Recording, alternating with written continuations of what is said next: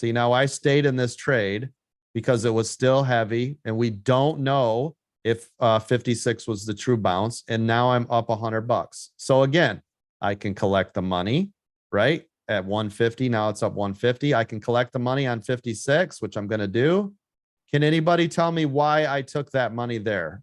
Because it's at the bottom, you can re-enter. That's correct. Because now if it decides to fold below 56, I'll enter another one. Otherwise, isn't this going to want to bounce back up to VWAP?